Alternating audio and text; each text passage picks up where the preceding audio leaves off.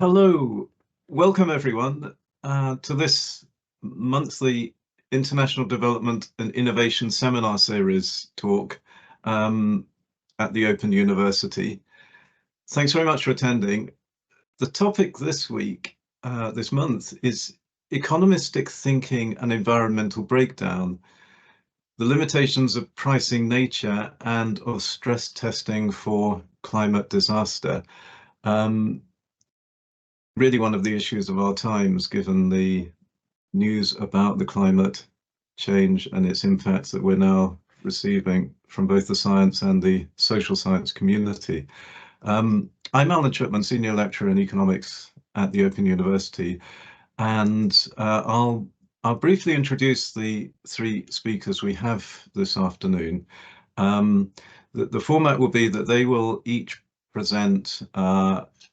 If you have any questions during the presentations, do notify me in the meeting chat and I'll take a note of those.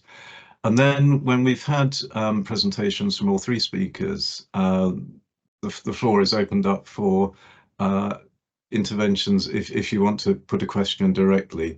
That will include the people who've previously notified them in the chat. Your microphones will be released and it'll be possible to talk. Or if you've left a question in the chat, we'll still pick that up, whether you wish to make a verbal presentation of your question or not. I should set some rules some house rules before I introduce the three speakers. This meeting is being recorded, and again, if you want to opt out of the recording, it's because playback will be available after with the recording. If you don't want to be featured, put your question in the question and answers, and we'll make sure that you are excluded from the actual recording. As said, your microphones will be muted during the presentation, but if you do wish to make an intervention afterwards, you'll be free to do so with the microphone open. And I've been asked also to put in a word for the Twitter account, which is https://twitter.com intdev_OU. I think that will be presented visually as well as my mumbled reading out of it. But we are active on Twitter and do keep following us after this event. Thanks if you're already doing so.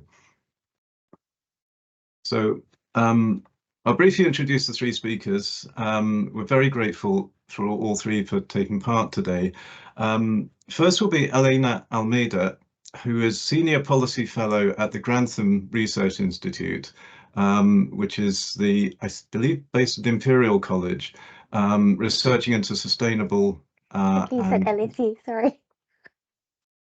Sorry? Based at the London School of Economics. Oh, I'm sorry. LSE's Grantham Institute, researching into sustainable and zero carbon future. Elena has previously worked with, among other organisations, the Malaysian Central Bank, the UK Foreign and Commonwealth and Development Office, and has advised the Bank of England. Her research focus is on nature-related financial risks, the link between biodiversity loss, central banks, and financial stability.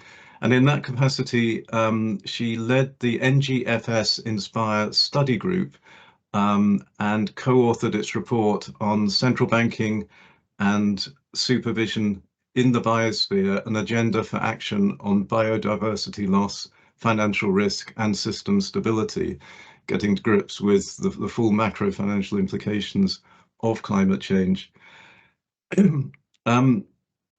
Next speaker will be Yannis Dafermos, who is Reader in Economics at SOAS, University of London, and a Senior Fellow at SOAS's Centre for Sustainable Finance, and also convener of SOAS's Research and Knowledge Exchange. His research focus is on ecological and financial macroeconomics, climate finance, climate-aligned development, inequality, and the political economy of the green transition.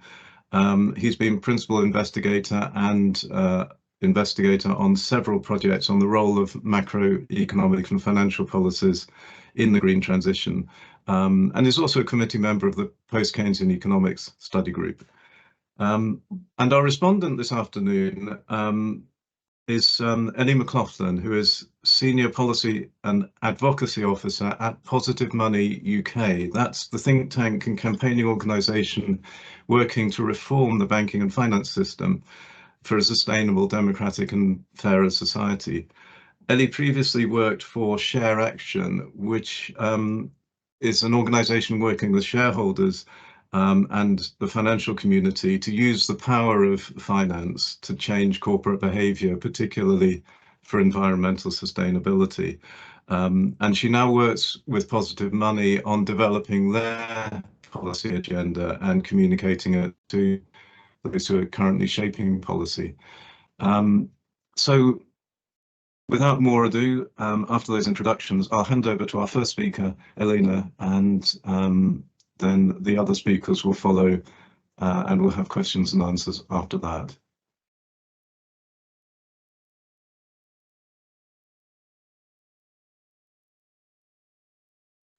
Perfect. Am I sharing?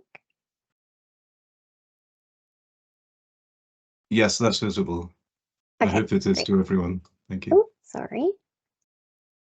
Go back to this. Hi, everyone. Thank you all for attending this seminar, and thank you for having me. As Ellen mentioned, I am a Senior Policy Fellow at the Grantham Research Institute at LSE, and my work predominantly is on nature and central banking. So I thought for this particular topic on economistic thinking and environmental breakdown, I wanted to cover a few things with regards to how central banks take action or is considering specifically nature-related risks. I will be talking about central bank mandates, the climate-nature nexus, and compounding risks. Go through a few central bank case studies on how they may think about considering nature into how it affects the financial system. I will also talk about the economic environment trade-off, specifically reflecting a bit on Indonesia, and then conclude with some key takeaways. So first, the mandates. I'm not sure how much you know about central banks, but just as a primer, I wanted to give the three kind of ways in which central banks operate. A central bank is responsible for overseeing the monetary system and policy of a country or a group of nations, regulating its money supply and setting interest rates. Many central banks, but not all, oversee the health of the financial system through risk management. And there are two main functions that central banks predominantly play, and these are called their core mandates. The first is to enact monetary policy, and that is by setting the interest rates. This involves easing or tightening the money supply and availability of credit to maintain stable prices. The second core mandate is to ensure financial stability by setting requirements for the banking industry, such as the amount of cash reserves banks must maintain vis-a-vis their deposits. Central banks can also perform other functions, and these are called their secondary mandates. And most central banks have these two core mandates and could also perform the secondary function, which could include objectives to pursue to support government policies, and that could include things like sustainable development. And this is important when we're talking about the context of central bank action with regards to climate change and nature-related risks. And so I just wanted to show this image first to showcase the primary mandates and secondary mandates and how the functions can relate to nature or biodiversity loss. So in terms of price stability, the tool that the way that central banks manage inflation is typically by changing the money supply. And the way that it is relevant to nature is that this tool of changing the money supply can be scaled up or down for the purpose of sustainable finance and to mitigate risks to central banks' own portfolios. And with regards to their financial stability function, central banks and supervisors supervise financial institutions to prevent systemic risk in the financial system, and they could use this tool to manage nature-related risks. And this is predominantly by asking the firms that they manage, the banks, how they whether they are considering nature-related risks such as water risks or soil quality health, soil health, in terms of exposure to these risks. And then finally, if a central bank has an additional mandate, such as supporting the economic policy of the government, this could be a rationale used to scale up sustainable finance, and that could include better lending conditions for financing nature positive or climate net zero goals. And with regards to, so now that we understand that there is the monetary policy and the monetary stability and the financial stability aspects of central banks, it is important. It is with this context that we currently see central banks acting on nature with the financial stability lens on, and with their financial stability mandate. So the primary responsibility for confronting the biodiversity crisis rests with governments, and this is mainly to overcome the market, institutional, and policy failures that are driving ecosystem decline. The new Global Biodiversity Framework, agreed in Montreal in Canada in December 2022, sets out the emerging priority to align all financial flows in support of the conservation and sustainable use of biodiversity. And policy signals by central banks and supervisors can play a complementary role to protect financial stability by reducing nature-related financial risks and helping to guide financial resources to support nature-positive activities. And addressing these nature-related financial risks falls within the mandates of central banks and supervisors, and specifically on their financial stability mandate. These risks include the non-linearity of natural processes and the possibility of crossing irreversible tipping points.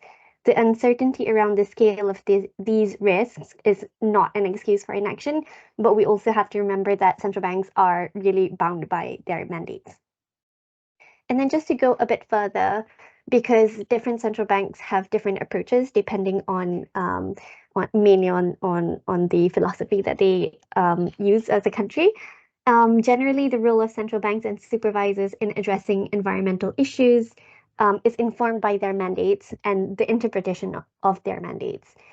Environmental considerations, related impacts, dependencies, risks, mitigation, or adaptation goals can be interpreted as relating to different mandated objectives, which in turn determines which policy frameworks would be employed by the central bank or supervisor.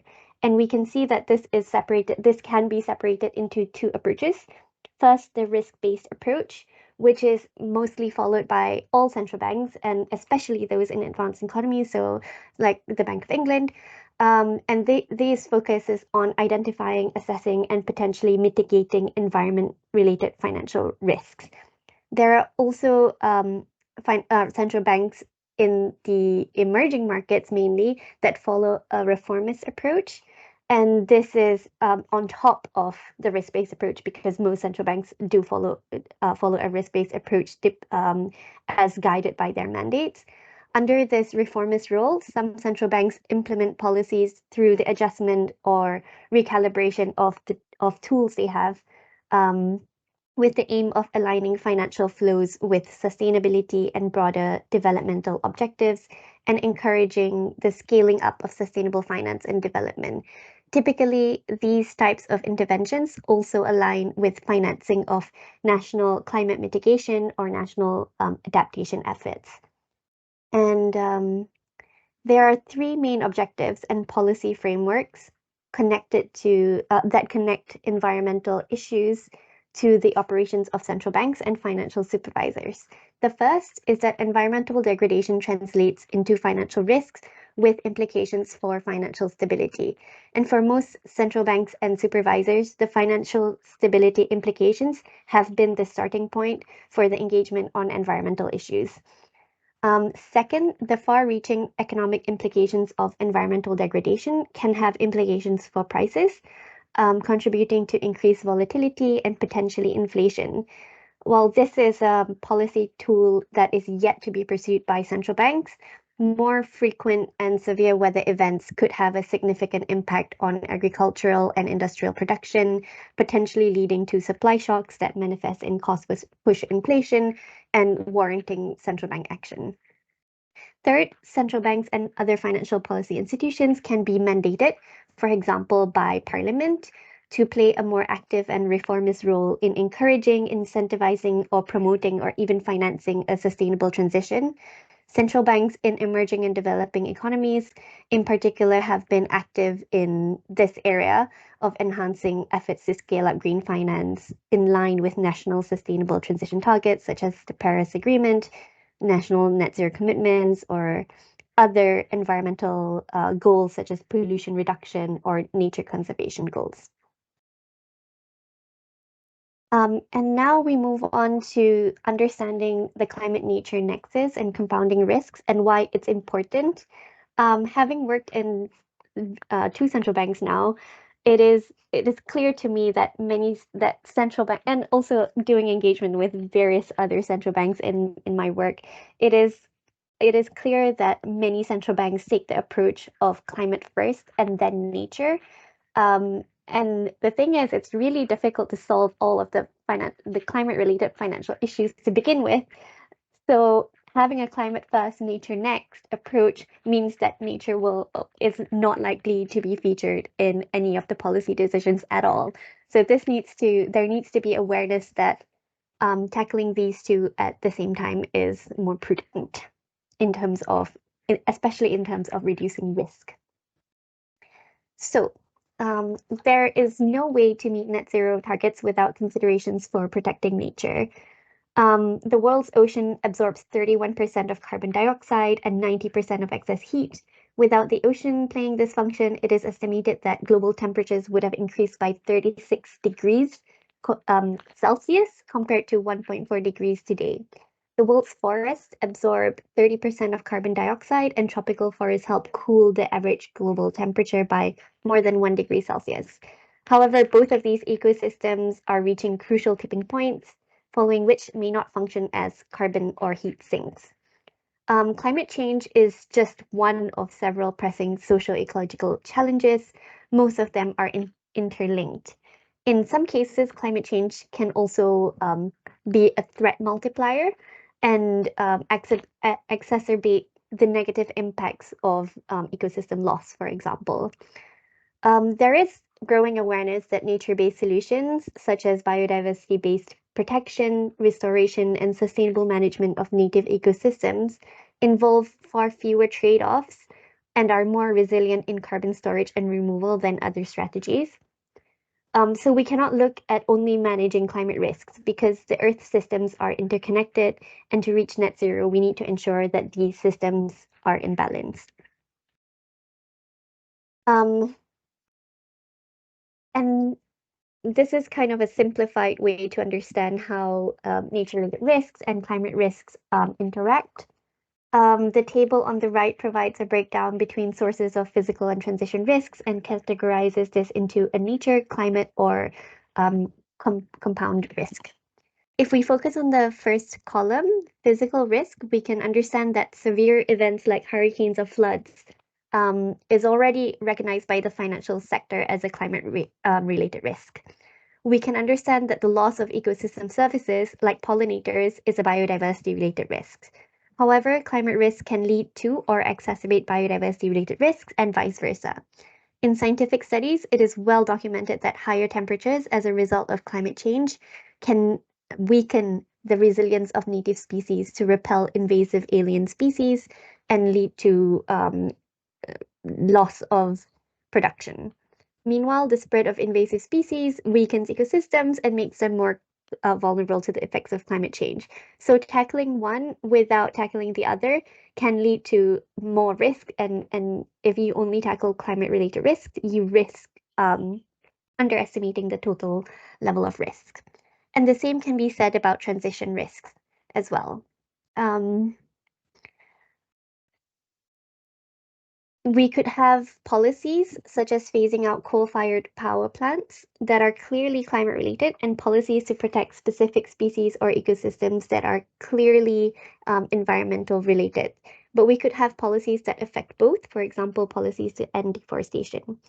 And protecting and restoring these ecosystems can mitigate climate change and prevent its worst impacts. So even so, like nature-related risks are often more localized and multidimensional compared to climate-related risks, and this poses a lot of challenges for policy design. Yet explicitly considering climate-related risks alone it fails to give you the method the ways to protect yourself against risks. And we need to maximize the opportunities for co-benefits and minimize trade-offs and compounding risks and tackle these two considerations together. And then I just wanted to give a few examples of how central banks have started to analyze their exposures to nature-related risks and nature loss in particular. I know with regards to this session, there was a question around like pricing nature and the price and valuation of nature. And I guess this would be like the central bank's attempt, even though it's not exactly about valuing nature, it's about understanding banking system exposure to ecosystem loss. So first, I just wanted to give like an overview because doing these assessments, which is understanding the exposure of their central banks' financial sector assets to ecosystem loss has been the first step to assess the physical risks posed by biodiversity loss, as well as the transition risks from negative impacts on nature. And we call these analysis impact and dependency studies, and they have been conducted by a variety of central banks. And here I included the examples of the Netherlands, France, Brazil, Mexico, Malaysia, and the ECB. And what you see on the chart is the exposures of the financial sector to physical risks derived from looking at how much economic activities within these countries are dependent on ecosystem services. And the numbers that you see on the chart are the exposures of the banking sectors of each country to physical risks. At this point, it's important for me to note that these are not directly comparable because each study uses a different set of financial data, some looking at securities, others at loans, or a combination of both. But this provides a high-level overview of potential exposures, and all central banks that have conducted this assessment have thus far found large exposures to ecosystem degradation. I guess this is often this impact and dependency analysis, as I said, is often like the first step for a central bank. It helps build the analytical and technical knowledge for central banks to understand how nature and financial system interacts. And even though some of these studies are now like 4 years old, for example, the Netherlands, I am quite hopeful that they do spur further action in terms of understanding nature-related risks. So just a quick run through of a couple of the cases. So for Malaysia, they found that the central bank found that 54% of bank commercial lending are to sectors that are highly dependent on ecosystem services, such as surface water, climate regulation, flood and storm protection. 87% of bank lending are to sectors with high or very high impacts on nature, especially on greenhouse gas emissions, water use, and land ecosystem use. Resource overuse, pollution, and urban sprawl could affect at least 40% of bank lending, and the construction, real estate, wholesale, and retail trade and manufacturing sectors could be the most vulnerable to a variety of physical and transition risks. Maybe I'll skip Mexico in the interest of time and go to the EU. So the EU conducted their study quite recently and found that 75% of all bank loans in the euro area are to companies that are highly dependent on at least one ecosystem service. The biodiversity footprint of the European economy is equivalent to the loss of 582 million hectares of pristine natural areas worldwide, with the highest impact on Europe. Supply chain dependencies create significant biodiversity footprints in other regions, with the biggest impacts in Asia and Africa. And this means that European consumption and production is creating ecosystem loss elsewhere in the world. And 10 banks with the highest financing share are responsible for financing around 40% of the total global impact of euro area firms. And I guess like just as a key takeaways from all of these assessments is that central banks are increasingly aware of potential exposures of the financial system to nature loss. Financial system plays an important role in either supporting nature protection or contributing to its degradation. And these studies highlight the overlapping concerns between climate change and nature degradation. I feel like I'm running out of time, but I just wanted to talk a little bit about this global perspective and the economic environmental trade-offs. A World Bank study not that recently, found that developing countries are at most risk from ecosystem collapse. And the World Bank estimates that annually by 2030, a collapse of 6 ecosystem services would cost 2.3% of global GDP. So that's $2.7 trillion every year. And this is a conservative estimate, as it doesn't count for indirect losses across sectors and countries. And for low and middle income countries, the effects are much, much greater, with middle income countries of having 7.6% loss and low income countries standing to lose up to 10% of GDP per year. So this is not insignificant, especially for developing countries who are the most reliant on extracting natural resources for growth. I just wanted to share a bit about the case of Indonesia. Indonesia is the 4th most populous country in the world, behind the US. In terms of emissions, it is the 9th biggest emitter, but in terms of emissions per capita, it is ranked 129th in the world. And recently, Indonesia launched its industrial policy, a strategy aimed at boosting its downstream industries and shift away from a resource-based economy, or this is at least what they say officially. And the root of this is to catalyze Indonesian economic growth and move the economy up the value chain. And this strategy is this was recently launched, and a key focus area for this strategy is upscaling their mining industry. It is a heavy industry process that typically destroys the environment, but at the moment, it is incredibly economically lucrative because the rest of the world requires these minerals, these metals for the global transition to net zero. And the process, Indonesia is destroying its pristine rainforests for the purpose of supplying the US, the EU with metals such as nickel, that is necessary for the green transition. And I think this is an important point because what are the implications for Indonesia? It needs to grow, but it also needs to protect its forests for the global benefit. And I think I just want to leave it there just as a question for now. Just to wrap up, key takeaways from this, central banks will only act according to their mandate. And this is why it's easier for central banks to tackle climate change issues from a risk-based perspective.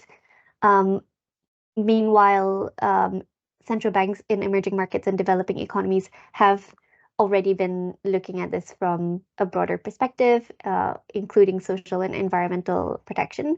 Understanding nature-climate interactions are really crucial so that we don't underestimate the risks.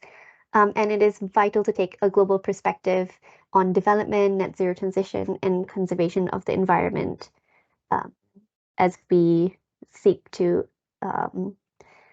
transition to a net zero economy. So I stop there. Thank you. Thank you very much, Elena, and apologies for the time pressure. It always happens, a tremendous number of crucial issues raised in your presentation and never enough time to discuss them.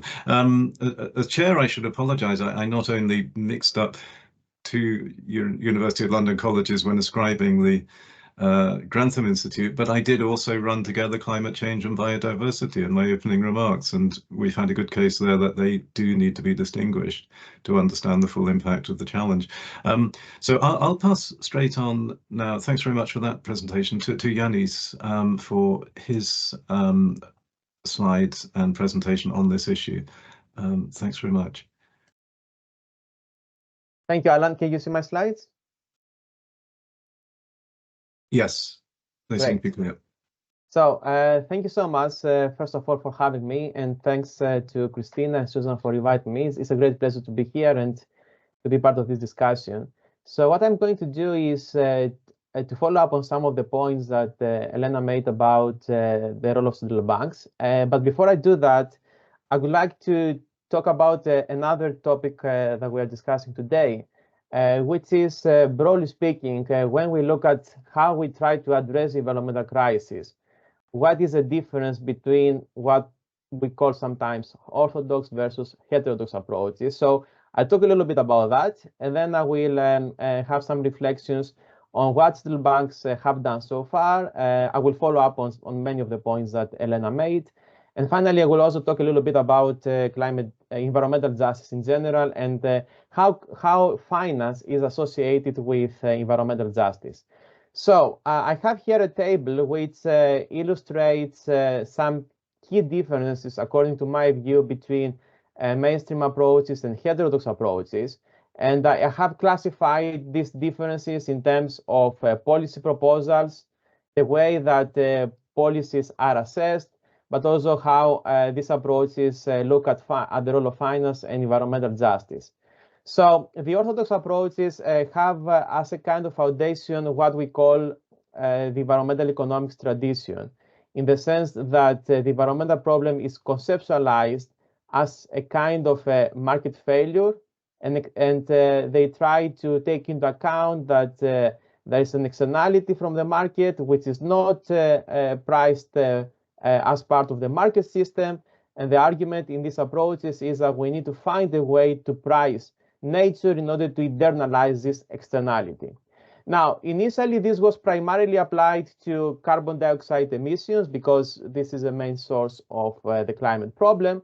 But over the last years, there has been much more attention to the pricing of nature in general. So now there are many economists who work on trying to put a price on forests and any type of natural asset. And this means that the extension of this approach now will be much more extensive and will not be limited only to carbon dioxide.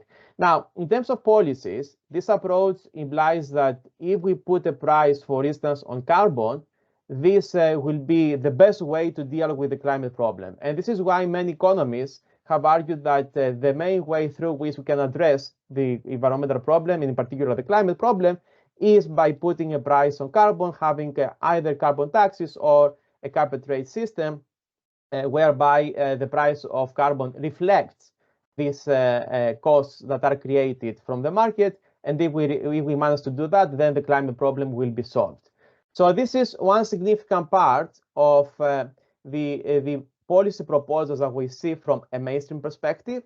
And for many years, carbon pricing has been considered to be the only policy actually that we can use in order to address the environmental crisis. Only very recently, we have seen some economists saying, that draw on the mainstream tradition to say that perhaps we need to do something more than just the carbon pricing. But for many years, for many decades, actually, carbon pricing has been considered to be the main policy to address the problem. Now, on top of it, we have the approaches that try to focus on the so-called de-risking. So this is associated to some extent with the maximizing finance for development agenda of the World Bank. It is associated with what Daniela Gabor has called the Wall Street consensus. But it does not only refer to development. It's a kind of a general approach whereby governments try to provide subsidies, to regulate in a way that is good for the private sector in order to reduce the risks of any type of green investment and make the private sector, convince the private sector to do this investment. So we are now having a lot of de-risking initiatives, and I'm going to talk a little bit about that later. But this is another part of the policy proposals that we have from a more orthodox perspective. Now, when it comes to heterodox approaches, what we see is, first of all, a kind of a more systematic way of analyzing what are the different options.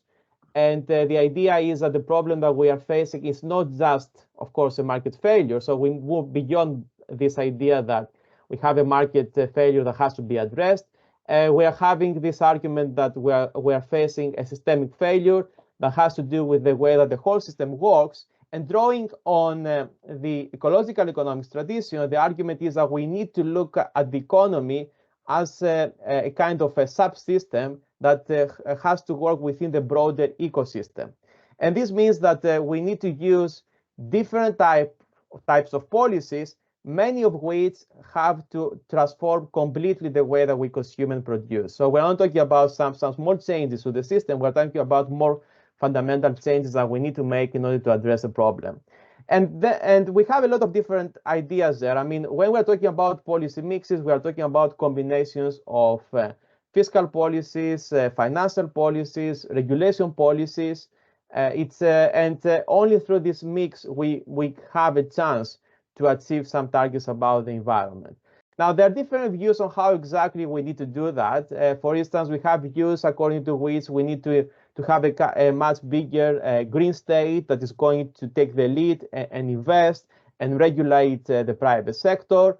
We have views that are related with those who are in favor of degrowth or post-growth, who argue that we also need to focus quite a lot on consumption and make sure that we will reduce consumption in the global north in order to make it easier to achieve the targets about the environment. So we have different views on that, but we have a much more fundamental way of thinking in terms of what we need to do in order to address the problem.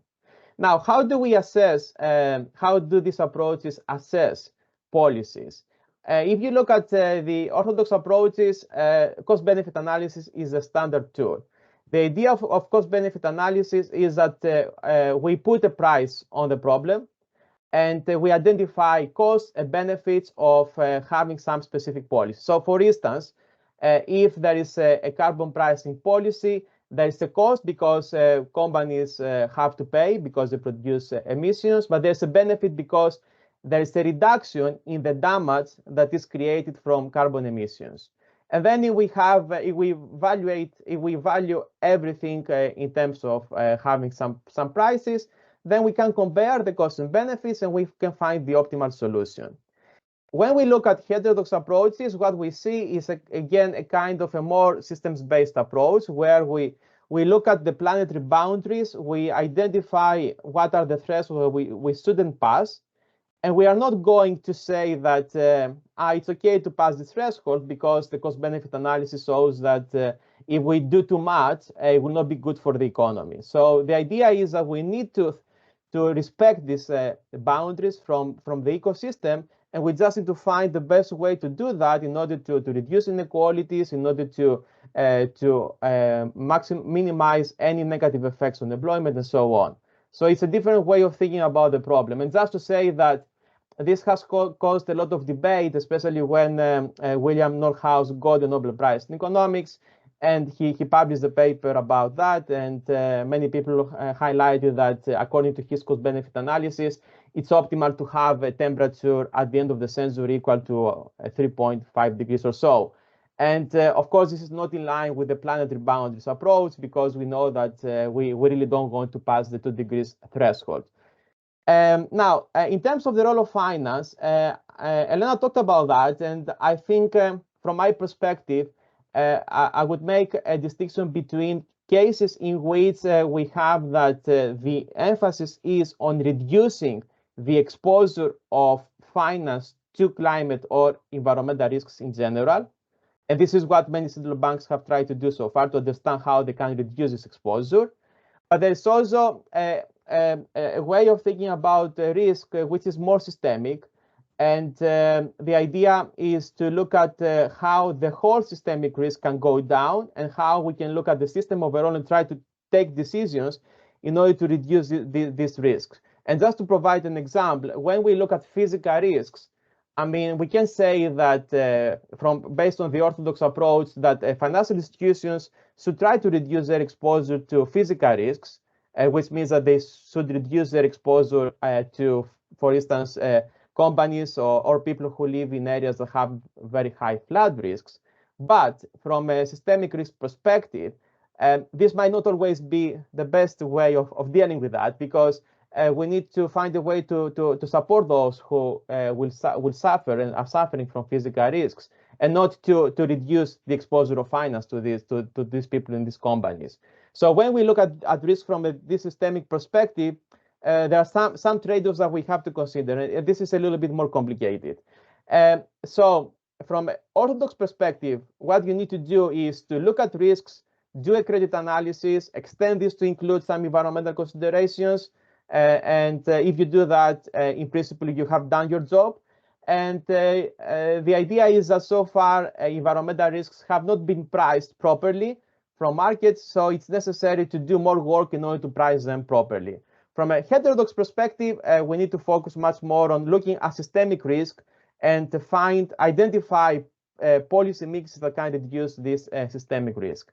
And finally, when it comes to environmental justice, I mean, right now, almost everyone is going to say that we need to have a just transition. The question is what exactly people mean with that and how this can be achieved in practice. So my view is that when we look at the more orthodox approaches to that, justice is there, but I think it's of secondary importance compared to the efficiency of the market or the reduction of emissions, perhaps. But I think from a heterodox perspective, it's very important to have environmental justice as a starting point and to design any policy interventions by using this as a starting point. This is quite important because it has implications for the way that we design these interventions.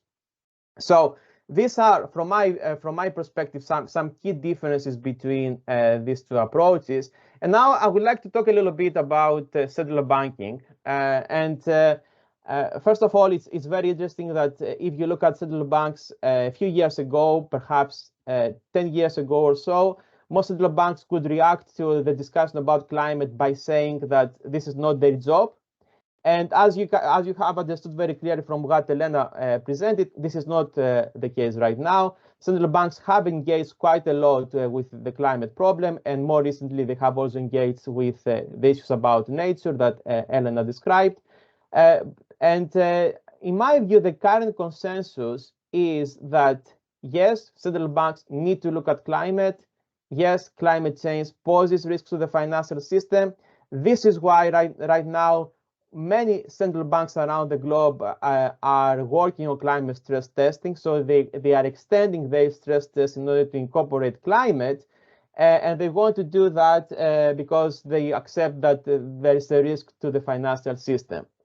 They also accept, and this is perhaps a more recent development, but I think now there is a kind of consensus that climate change can also affect inflation. There are many ways through which this can happen, and central banks now know very well that they need to understand this issue, and their reaction has been that they need to extend perhaps their modeling frameworks in order to incorporate the effects of climate on inflation and understand better how inflation might evolve in the coming years. This is very important because for many central banks, inflation targeting is very key for what they do. Now, when it comes to what central banks can do to address the problem itself, the response of many central banks has been that they don't have the responsibility for addressing the problem. They are saying that the responsibility for addressing the issue rests with governments, as Elena highlighted before. So this has been the common response to that. And there are ways through which central banks can do something in order to address the problem directly. And some central banks do that. I'll say something about that in a bit. But I think that if you ask a central banker right now, it's more likely to get a response about the climate problem, whereby they will say that this is not basically their job. And many central banks argue that they need to focus on inflation. They need to make sure that this will be their main emphasis. They don't want to consider cases of collaboration. It depends on the mandate, but this is the kind of the broader consensus in my view. And recently we have seen this work on nature and how risks related to nature should be incorporated into what central banks do. And of course, many central banks now are willing to extend the work that they have done on climate in order to incorporate nature, again, from a risk perspective, from a risk exposure perspective in particular. And I think we're going to see much more work on that. Now, Elena highlighted that mandates are important, and yes, they are in terms of how exactly central banks engage with the problem.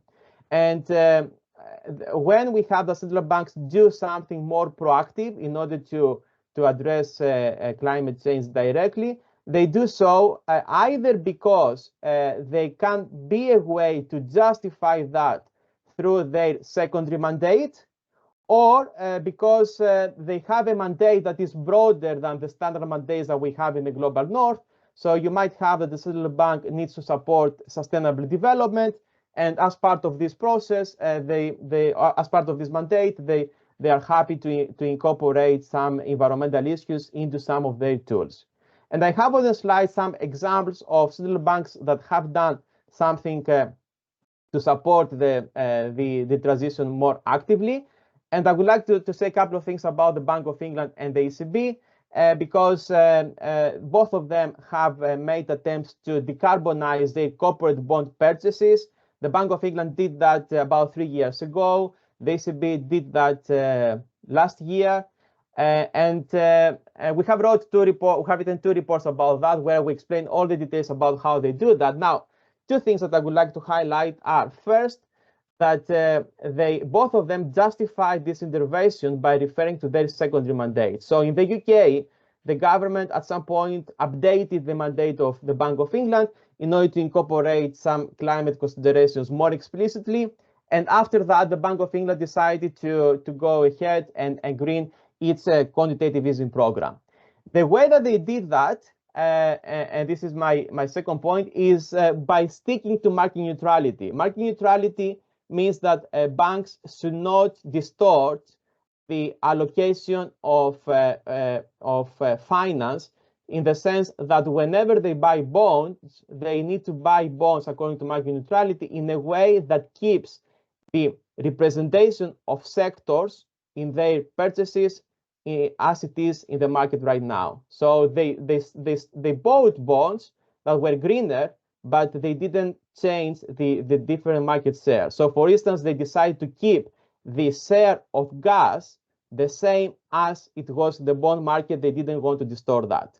The ECB decided to depart a little bit from market neutrality because they used an approach whereby they supported more some sectors that are greener compared to others.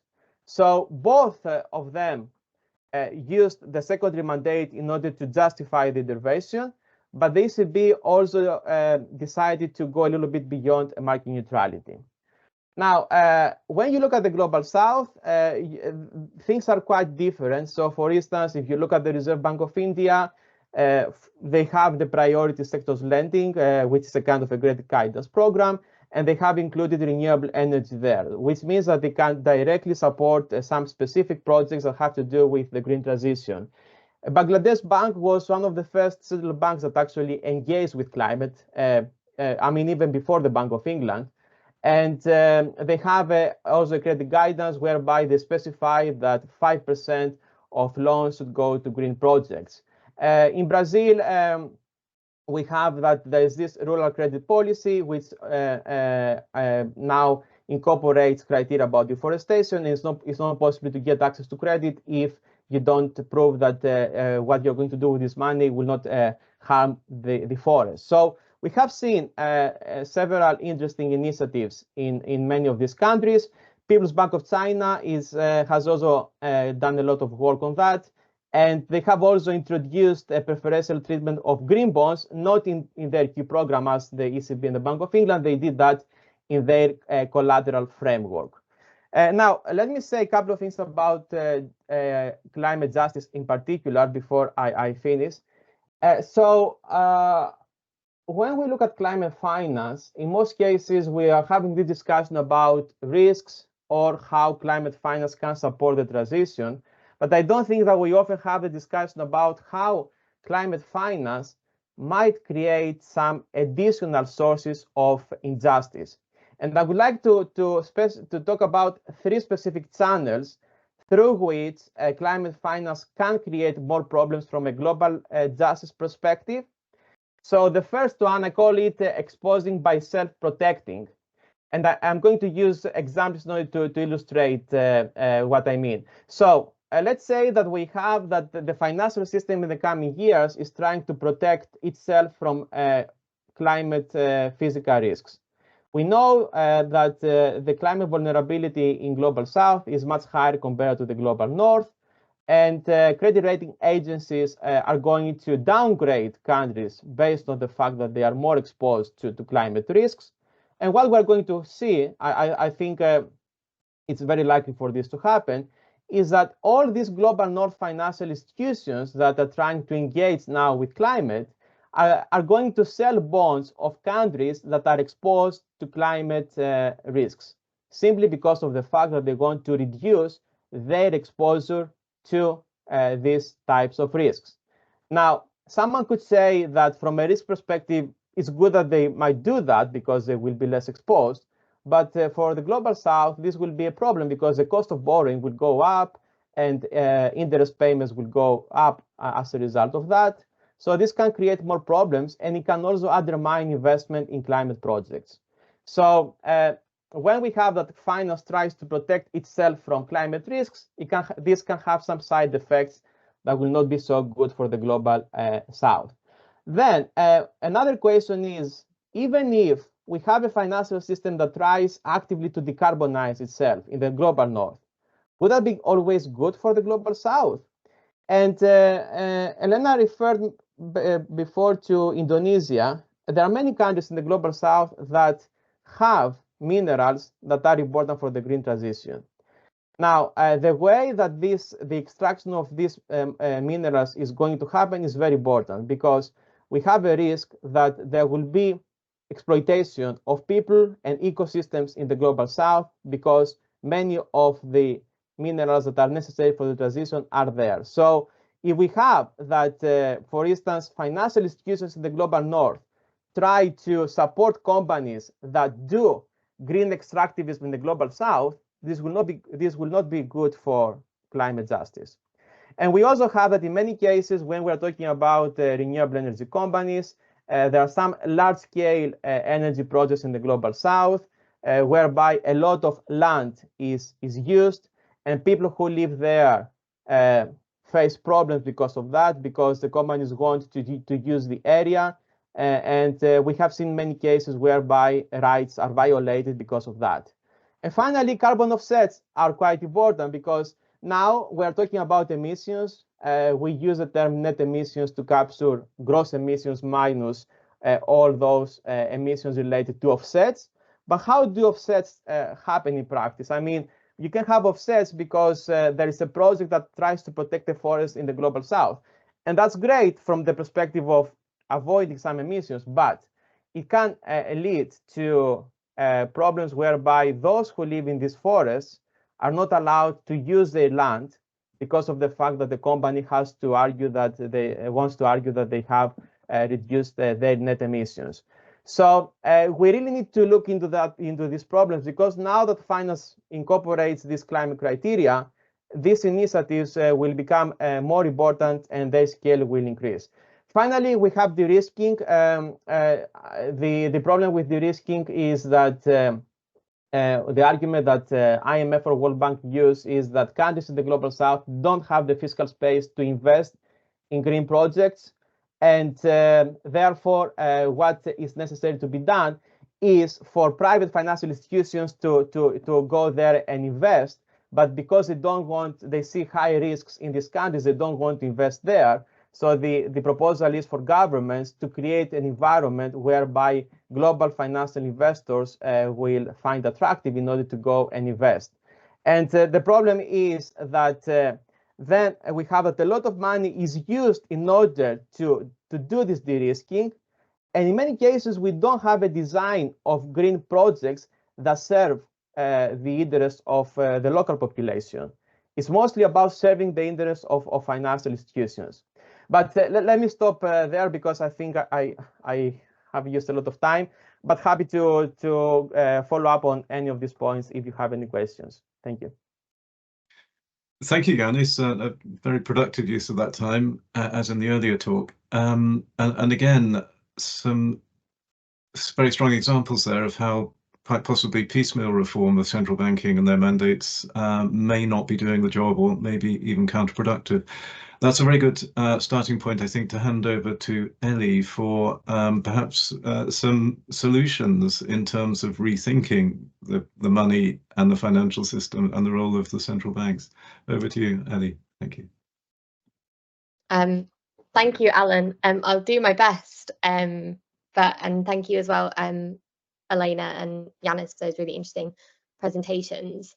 I'm going to be coming from perhaps a slightly different angle, in that our role at Positive Money is to kind of do our own research, but also to try and engage with these kind of big systemic questions and discuss those with essentially policymakers, governments and central banks.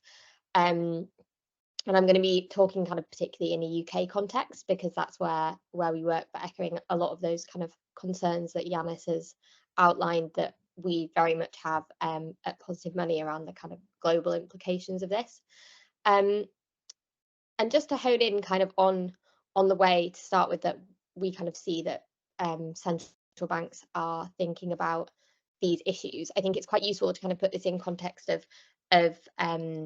time, and looking back to how this kind of arose, this kind of risk to the financial system like paradigm.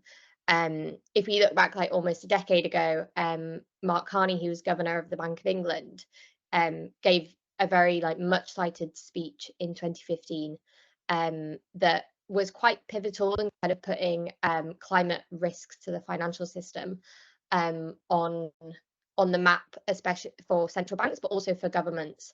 And we saw sort of off the back of this a lot of developments around government policy in this area as well. And I think the speech that he gave to the City of London, where he kind of said that climate change was a tragedy of the horizon for central banks, because the timeline by which these impacts would arise as risks to the financial system was kind of too far into the future for how far out central banks were looking at risk. And I think what's really useful in kind of looking back at this speech is to see how much it feels like perhaps the narrative has not shifted that much. And whilst we definitely agree that central banks are thinking about this and engaging with this problem a lot more, I think one of the key things that Carney kind of outlined in that speech was that he said that financial policymakers will not drive the transition to a low carbon economy, and outlined this kind of risk-based approach, where he said that private industry can improve disclosure and build market discipline without the need for detailed or costly regulatory interventions, and that stress testing will enable kind of financial supervisors to see, shine a light on the risks that are to come. So this is very much in this risk-based logic, and whilst kind of we do see from central banks that they're starting to think about this as a serious kind of inflationary risk as well. This was almost kind of a decade ago now, and we're definitely not where we want to be in terms of the climate crisis and how the financial system is responding to the climate crisis.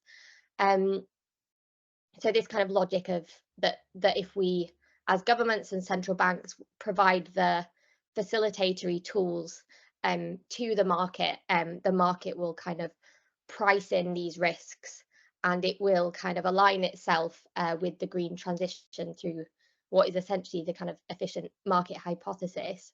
I think is still very kind of prominent, particularly when we look at government policies and how governments on their side are kind of approaching this.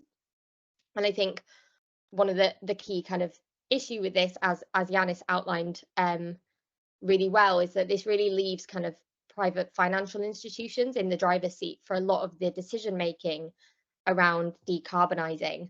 And when we look back at how long this has been now, we've kind of had the main mechanism to provide this information that was really that kind of spearheaded after this was the TCFD disclosure regime, and so Task Force on Climate-Related Financial Disclosures, which was kind of one of the key tools that was brought in for financial institutions to be required to kind of measure and disclose the risk that climate change poses to their balance sheet.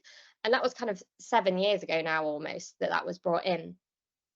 So it's worth kind of reflecting on whether the pace that we're seeing of change is in line with what we need, and whether that approach is particularly just. And we'd kind of suggest at Positive Money that whilst these kind of scenario analyses have a place, there's kind of a number of problems with relying too heavily on this approach. And it feels like now the case is being made much more strongly that we need a much more kind of interventionist and a market kind of shaping approach to this problem.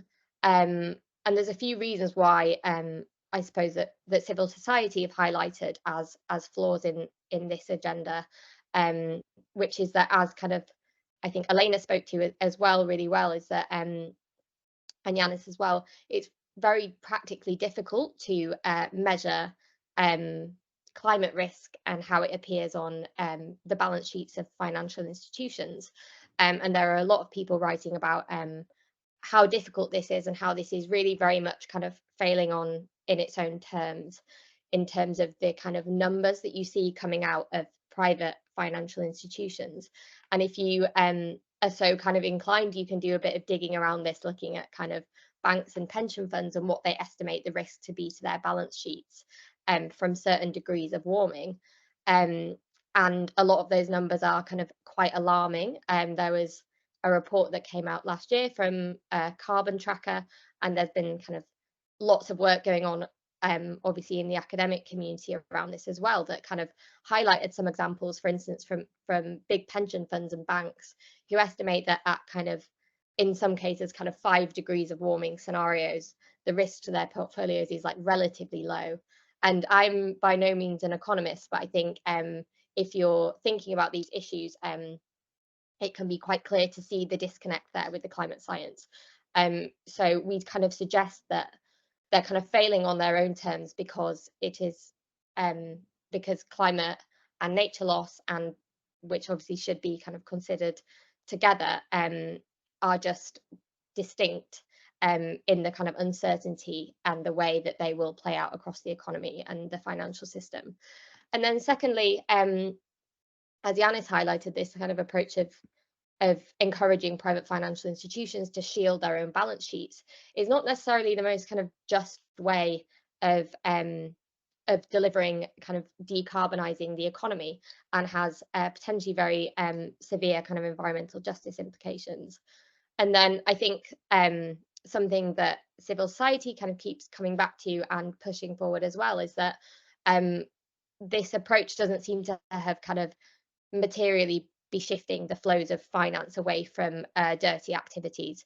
We see every year the annual reports about how much kind of banks and other financial institutions are financing new fossil fuels, which we think should be kind of the minimum requirement, given the kind of broad consensus from, for instance, the International Energy Agency, that we cannot be financing any new fossil fuels to meet climate goals.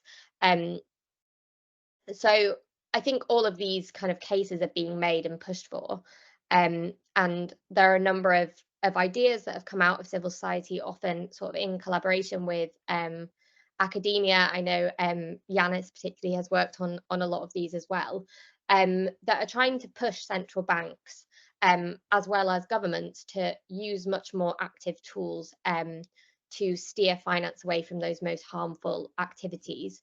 So I'd say the kind of most developed campaign around this, which is very much kind of built into a campaign with sort of all sorts of grassroots environmental activists getting involved, is called the kind of 1-for-1 campaign for capital requirements, which is essentially a campaign to require banks and insurers to have to hold kind of £1 or dollar or euro in capital for every £1, dollar or euro they invest in fossil fuels.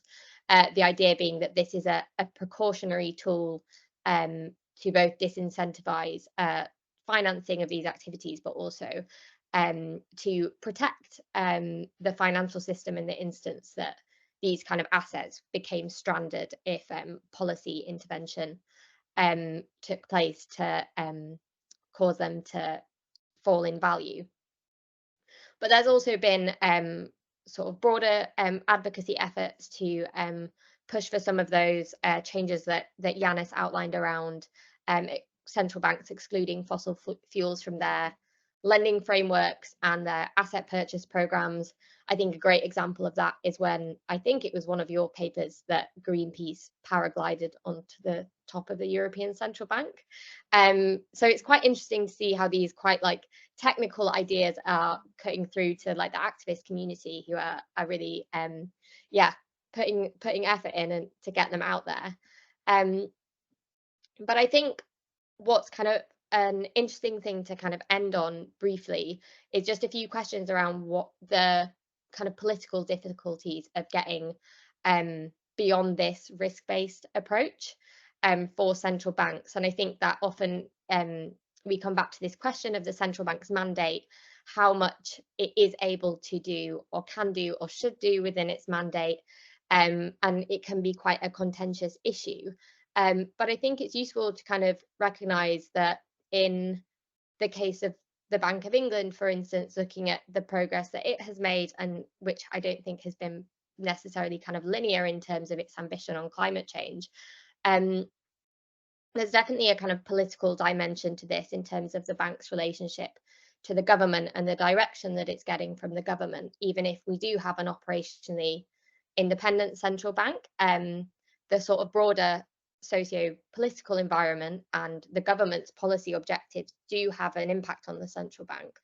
And there's a great paper from an academic called Monica DeLeo, who did a case study last year of the interactions between kind of the sort of political institutions and the central bank, and how that impacted their green agenda over the past kind of few years.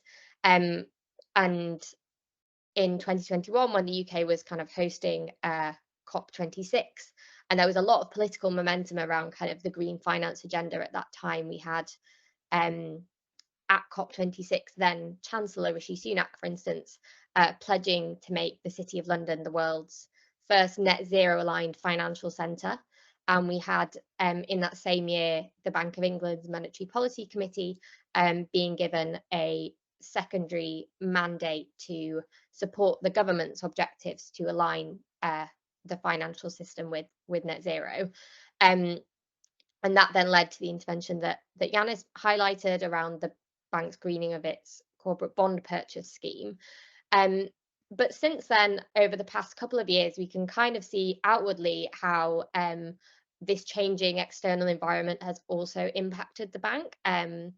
We've seen the bank kind of being criticised around potentially sort of climate change being a distraction, and its primary mandate being for inflation targeting through conventional kind of interest rate tools. And so this kind of period of raised inflation has given a bit of, you could say, kind of air to those climate skeptics for the bank being more ambitious. But I would say also another kind of dimension to that is the government shifting tack a bit away from its prioritising green finance policy and towards much more emphasis on the competitiveness of the financial sector, which is kind of a whole nother conversation to be had. But that actually led to the government just last autumn changing slightly the wording in one of its letters to the bank around climate change, and the bank subsequently commenting to say that they've actually reduced their climate work. And sort of coinciding with that, we've not really seen much progress from the Bank of England, in contrast to example, the work that's going on at the ECB around kind of greening their collateral framework and coming out with new climate and nature strategies. So I think it's just, whenever we're thinking about kind of these from an advocacy perspective, we're constantly thinking about what's the relationship there, what's the role of democratic pressure? How can we engage with policymakers in a way that's kind of constructive and enabling for the bank? And how can we also sort of push the bank within its existing mandate and the framework that it has to take the most ambitious approach to these issues? So I think those are kind of the two main challenges, I would say, which are big ones for sort of campaigners in this space, is keeping a spotlight on the central bank and figuring out how to encourage them, enable them to do much more, and pushing kind of a broader narrative to politicians who are engaging this issue to kind of push for a much more state-led approach and away from this kind of market fixing or risk-based approach as well, and towards kind of more actively using tools to sort of align finance much more proactively. And I will stop there because I've also gone over time. I'm not sure how I did that. No problem. Thank you very much, Ellie, for that insight from the policy advocacy perspective.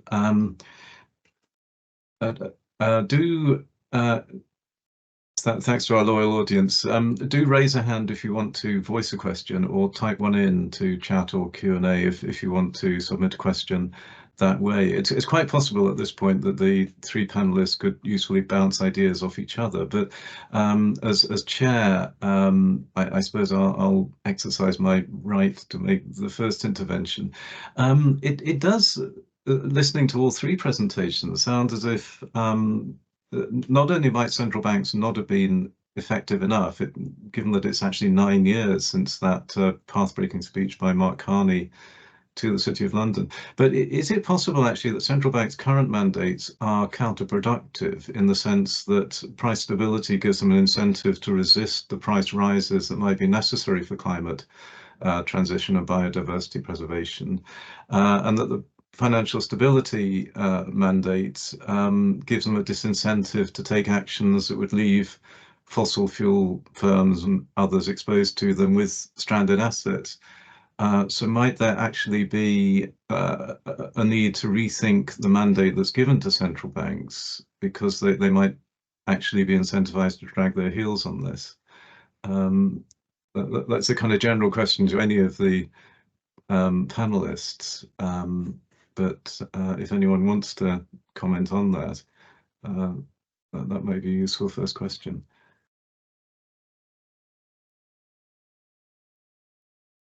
I mean, happy to comment on that. Go ahead. Yeah. So just a couple of thoughts on this. I mean, yes, it's very important to take into account that whatever central banks are going to do is going to be done based on their mandates. I mean, in practice, there might be room in terms of how they interpret their mandates. So, for instance, if you look at the ECB, they have as part of their secondary mandate the responsibility to support government policies, but how exactly they interpret that can create a lot of debates. So there is some space to do less or more within the existing mandates. But of course, if we think about the climate transition, and there is some people might say, as you said, that perhaps the mandates have to change. And I think in terms of the primary mandate, which for most central banks is right now price stability, there has been a lot of discussion about what has happened over the last 2 years, because many central banks decided to increase interest rates to address inflation. We know that investment in renewables, for instance, requires a lot of capital at the beginning of the process. And this means that there are more these types of projects that have to do with renewables rely more on external finance. Now, by increasing interest rates, the argument has been that those types of investments are affected much more compared to traditional fossil-based investments. And this is why there has been a discussion about having different interest rates and reducing interest rates for green projects and so on. But this illustrates perhaps the trade-offs that are generated as a result of having price stability as the first target. And on top of it, we have this issue about what is going to happen in the coming years, because if we have supply side shocks coming from climate disasters, or if we have food prices going up, energy prices going up, there's a question of whether an increase in interest rate is going to address the problem. So it's also the tool that central banks use that comes now into, that is called into question from a climate perspective. And I mean, my view is that this illustrates that we are, in any case, entering a kind of a new era in terms of how the economies are going to work because of climate and broader environmental problems. And this requires a rethinking about what will be exactly the mandates of central banks. And I think it's interesting to look at the mandates of central banks in the Global South, where there is more flexibility to do things in terms of fiscal and monetary policy cooperation. And I know that for many central banks in the Global North, this is not what they would like to do. But I think there are some different ways of institutionalizing the mandates that creates more flexibility to address the environmental problem. I think it would be very important for central banks and governments to be much more open to that, instead of trying to keep the status quo, which might not work in practice. Yeah, but anyway, I'll stop there. I just wanted to add, in the context of kind of the question with regards to pitching it as though central banks are not taking that much action now since the Mark Carney speech. I think Yannis's presentation, he also mentioned the Reserve Bank of India and the Bangladesh Bank, who have been working on these issues for a very long time. And I think like what we need to do is move away from our bubble and take lessons that we can learn from the Global South and the central banks that are doing really good work there. So, for example, as part of my work, I do some workshops and interventions with the central banks in Southeast Asia. And recently we had a workshop with the Central Bank of Philippines on specifically a research workshop on nature-related risks. And just in December, I attended a green finance conference in Paris. The difference in like the level of engagement between these two events. And the Philippines, the governor came to give a speech on how important this topic was. And that gave a signal to the central bank staff that this is a priority. In the conference that I went to in Paris, there were really hardly any Banque de France members in the room. And there were other central bankers from around the world. And so it was like a stark difference. And I think even with regards to the climate nature nexus, when we speak to central banks in the Global South, there is not this climate first, nature next. It's taking it all together. And very interestingly, in Southeast Asia, we spoke to Bank Indonesia, Central Bank of Malaysia, and the Central Bank of Philippines recently. And they were very interested in understanding the ocean-land dynamic as well. So it's not just about terrestrial nature, which is what a lot of the central banks in the global north have been concerned about with regards to nature-related issues, but they are concerned about ocean systems and how that affects the blue economy. And this is, I think, the difference in like the dependence on these ecosystems. And they understand that when these ecosystems decline, there is a real impact on their economy because it's a direct impact. Whereas for the global north, it's more indirect. And so there's a lot of delay in taking action.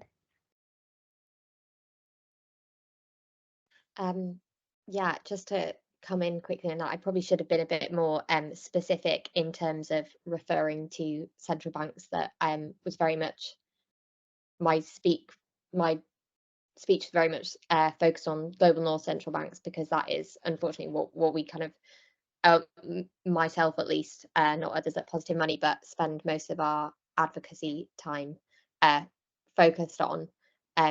But yeah, really useful and important to highlight that. I think I'd probably say in terms of the mandate as well, there is kind of others at Positive Money doing that kind of work, and we kind of always highlight that there is a lot of flexibility within the mandates and how those mandates are interpreted, and that maybe the question of what the mandate specifically says is not always the most useful starting point, and it's more what is kind of the overall objective and framework, and the mandate kind of should support that. But unfortunately, especially in the kind of press around central banks, there is a lot of focus on the mandate when it comes to climate, especially, which is, yeah, perhaps not always that helpful. It sounds as if, certainly the presentations have brought this out, that there might be a rather alarming shift of climate and biodiversity related risks from north to south, so that it is the southern central banks that have greater incentive to start doing something more radical. But then we do have surveys like the one that Elena mentioned of the European Union, finding 75% of its financial sector assets are at risk from loss of biodiversity or uncontrolled climate change, which kind of suggests that there really is risk in the north, global north, but it's not being acknowledged by policymakers. Is that the case? And if so, why isn't more radical action being taken by some of the northern central banks, given what they're finding in terms of the assets at risk? Yeah, I think I can give a very easy answer to that, because these assessments are based on exposure. So it's whether your industry is exposed to an ecosystem. It's not an assessment of risk. It's an assessment of exposure. So unless exposure is transformed into risk through its interactions with the vulnerabilities, which I think the biggest vulnerabilities for climate and nature in Europe, for example, is droughts, like water scarcity. These are pressing issues, and I think even speaking in the context of having been working in the Bank of England on their nature side, there is this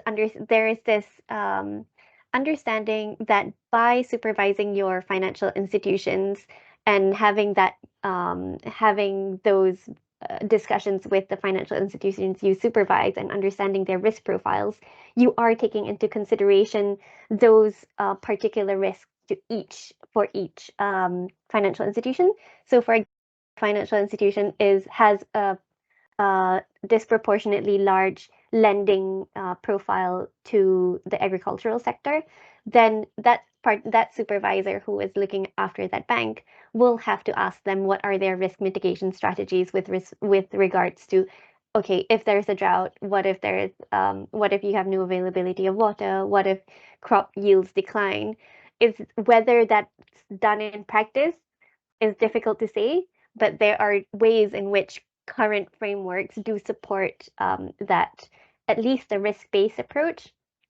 With regards to to taking a more proactive approach in terms of lending to green sectors of the economy or preventing lending to brown sectors of the economy, I think it's a very difficult question because of this market neutrality principle that central banks are very beholden to, and it will take a lot to change that. And I mean, it may take government intervention to change that. I'm can't be sure. And very quickly, just on that, I mean, my experience is very similar to what Elena described before. So when I am at conferences or capacity building programs for central banks in the Global South, the discussion is much more interesting in the sense that people are really interested in what's happening with all these environmental problems, and they want to understand what are the potential solutions. And I think, yes, one reason is that they see these problems much more clearly. I mean, when you look at Europe, there are many risks that are related also with the supply chain, and people cannot see that very clearly in practice. But I think there is also a difference in terms of how people think about the role of central banks. Because if you ask someone in the Global South that works in a central bank, whether it makes sense to work with the government and have a kind of fiscal monetary policy coordination, most people will say yes, it makes sense to look at this possibility. And I mean, they have done that in the past in any case. If you ask someone at the Bank of England or ECB if fiscal monetary policy coordination is a good idea, I think most people will say no.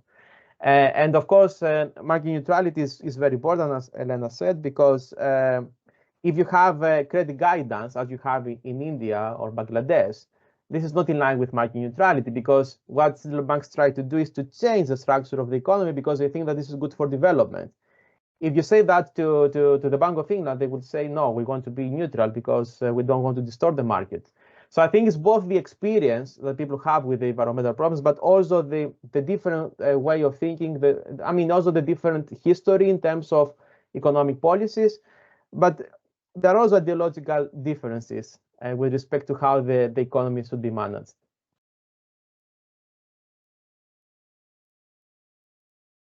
Thank you. I hope I haven't missed any questions from the floor.